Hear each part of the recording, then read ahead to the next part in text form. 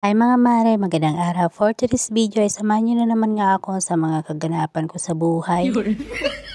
Anyways, ito nga pala ay mga naipon kong pili dito mga mare na napupulot ko dito sa may likod bahay. Pinabuksan ko na nga dito sa aking asawa at sabi ko ay lulutuin ko na nga ito baka masira pa. Kaya nung mabalata na nga niya mga mare, niluto ko na at ito na nga mayroon na tayong pili na. Maganda kasi kapag ganitong lutong bahay kasi ayaw ko nga ng masyadong matamis. Mahal nga ito kapag bibilihin sa palengke mga mare, kaya ito gumawa na lang tayo. Anyways mga mare, umalis nga kami pala dito at pumunta nga kami sa bundok. Kaya ito, napabideo na nga lang tayo mga mare, kahit papano ay meron tayong may upload. Sobrang lagkit nga pala ng lupa dito kasi nga maputi. Dahil nga sa pagulan-ulan nung nakaraang araw, buti na nga lang talaga ay uminit na nga yung panahon mga mare, kaya nakapunta kami dito. Walang tahimik dito at napakaganda nga tumira kapag nasa probinsya ka, o diba tingnan nyo naman nga dito mga mare. Malayo nga sa mga marites charis.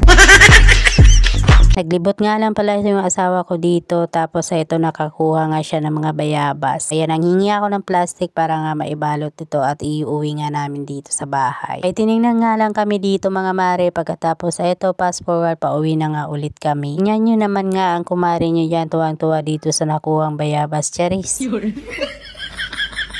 Na nga kami sa paglalakad dito ng aking pamangkin dahil nga medyo mabagal kaming lumakad. So bali yung dalawang anak ko at saka si Papa Ro namin ay nandun na nga sa unahan. Yan, parang kayo namin, nakatinda namin. Baka sila nakatinda ganyan. Napakadadat nga nitong pamangkin ko mga mare, ang daming kinukwento sa akin. Hindi ka nga mabuboring kapag kasama mo. Fast forward tayo mga mare, malapit na nga kami makauwi ng bahay at nagmamadali na nga kami dahil tanghali na. Pagdating naman nga sa hapon, eto naman yung mga gawaing bahay mga mare, back to normal na naman tayo, charis.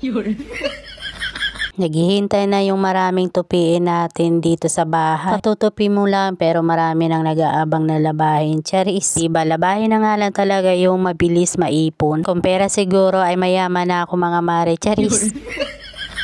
Ito nga pala yung nilabang ko na nakarang araw mga mare, na mga puti nga lang pala. Mga palang hand towel or face towel na tinutupi ko mga mare, ay napakarami ko talaga nitong stock dahil yung mga bata nga ay kailangan ito palagi kapag pumapasok sa school. Di lang yan, pati nga yung asawa ko dahil namamasada nga siya araw-araw. Minsan nagpapalit siya kapag umuwi ng bahay. Ito nga mga kasama ko ay hindi ko nga alam kung bakit saan napupunta nga yung ibang towel. Minsan kasi nakakawalaan ng mga mare. Anyways mga mare, eto nga at patapos na ako dito sa pagtutupi. Fast forward, ito nga mga mare, pagkatapos ko dyan makapagtupi at nilagay ko sa kanya-kanyang lagayan, ito nagpakain na pala ako nitong aming mga alagang manok. Pag hindi pa nga talaga ako nagpapakain sa kanila mga mare, talaga naman nag-aabang nga doon sa may pintuan ng kusina namin. Ayun lang for today, see you in my next vlog.